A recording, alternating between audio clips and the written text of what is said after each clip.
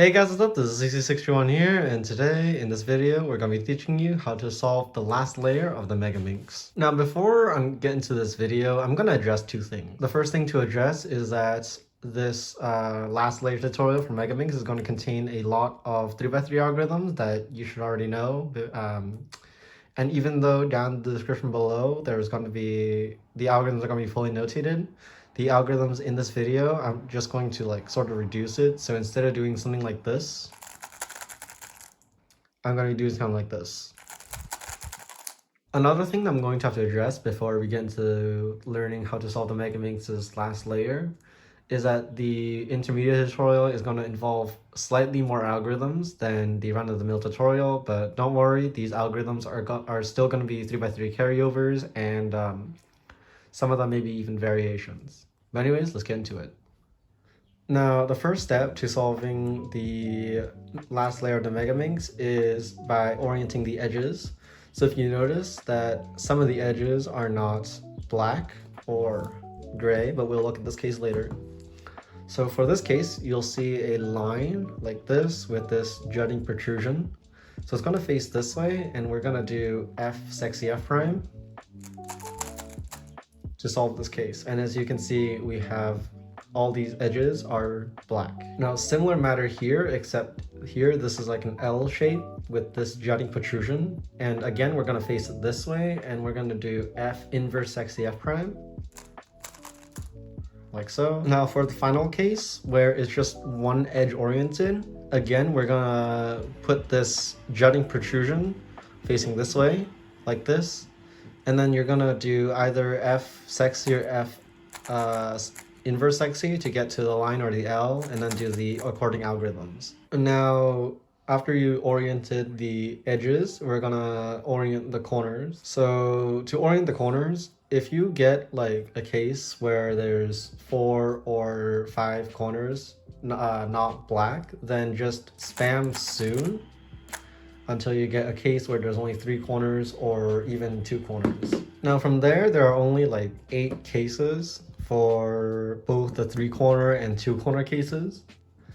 So if we look at this, so we have these 2 corners oriented, so we have this whole block, and then we have these 3 corners, and they're pretty close together. Now if you look at the front and this sticker is facing towards you, then you do soon, like so, and it should solve the Megaminx. Now one thing to note is that a U2 is different than a U2 prime. So if I do the algorithm, but instead doing a U2 instead of a U2 prime, I'm not going to be able to solve the Megaminx. So if you look at this case, we have the similar 3-corner case where the 3 corners are together. But if we look at the front and there's no gray sticker or black, then you do a U as a setup move and do this algorithm.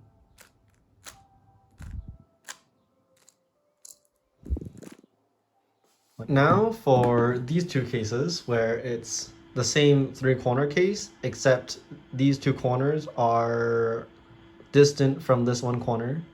Now we're gonna hold the cubes we're gonna hold the dodecahedrons like this, and we look at this sticker or color. Now if the color is not facing towards you, or the last layer sticker is not facing towards you, this is not black, then you do anti-soon. Now if you look at this color and the last layer sticker is facing towards you, then you do this algorithm, and this is a new one. You take out the F2L pair, you do a U2 to connect this bar, and then you insert this F2L pair, and it will solve the last layer. Now for the 2-corner cases, so here this is where the corners are together. Now for this case where you have headlights, you're gonna do this algorithm.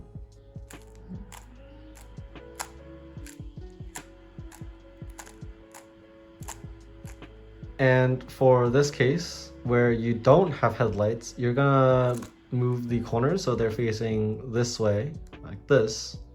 And then you just do F, soon, F prime.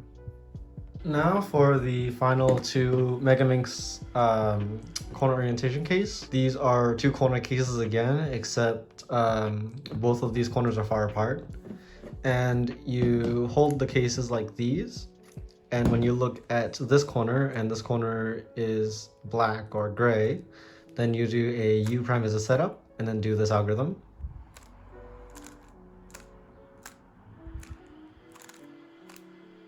Like that. But if you have this case where the black or gray sticker is not facing towards you, then you do this algorithm.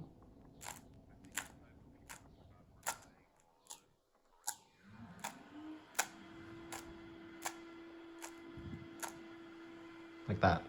After doing CO, or orienting the corners, the next thing is EP, or edge permutation. And basically for this step, you're just gonna have to like find one or two edges that connect with the centers. So like this one or this one, or this one or this one. It can even be just one edge, but we'll get to that later. But for cases where the solved edges are next to each other, there's two cases. So essentially, you're going to have to look at this edge over here, this edge. Now, if the edge wants to go down here, then you just do a regular JV perm, like that, and the edges should be solved. However, if these two edges are solved and are next to each other, but then you look up here and you see this edge does not want to go here, then you'll do the reverse of the JV perm. Now for the two cases where you have two connected edges but they're far apart from each other, you're going to have to look at this edge over here. Now if the edge does want to go to the other side like this, then you'll just do a T-perm. Like that. But if you look at this edge and it does not want to go here, then you'll do this algorithm.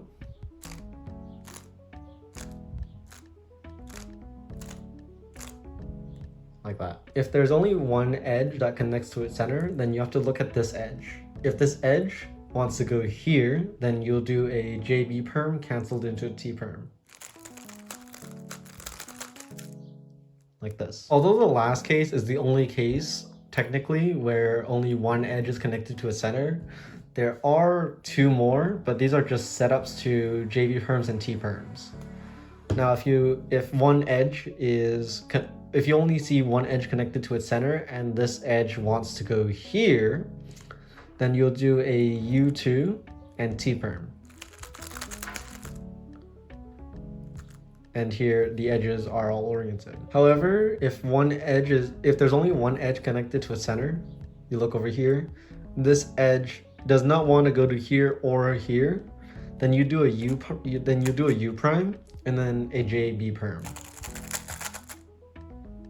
And again, the edges will be permuted. Now finally, the last step to solving the last layer of Megaminx is to not use algorithms at all. Yes, you have heard me right. The corners don't really need an algorithm. We're just going to do these things called commutators. We're going to take any unsolved corner and we're going to do down, bottom, up. We saw that this was blue and beige, or teal and beige. So we're going to turn the top layer until we get the teal beige spot, which is the corner in between the teal and beige edge. And we're going to do down, bottom, up again. We saw that it was magenta and teal, so we're gonna do the slot, down, bottom, up, and then it goes on. So magenta and teal, magenta and lime, that's the spot we have to go to, down, bottom, up, and then we turn the cube. So because this is teal and orange, down, bottom, up, lime and orange, move here, and then down, bottom, up, and we are done. Thanks for watching this video. I hope you enjoyed it just as much as me editing this video for you guys to see. And yes, I've been using CapCut lately and it has been awesome because the quality of the video has just increased by a lot, which is pretty good. But anyways, thanks for watching this video. Don't forget to like, comment, and subscribe. Hit the notification bell if you don't want to miss out on some really juicy content. All the algorithms will be in a Google Sheet down in the description below, and along with it will be my Discord server if you want to join that. But anyways, thanks for watching this video, and I will see you next time. Bye.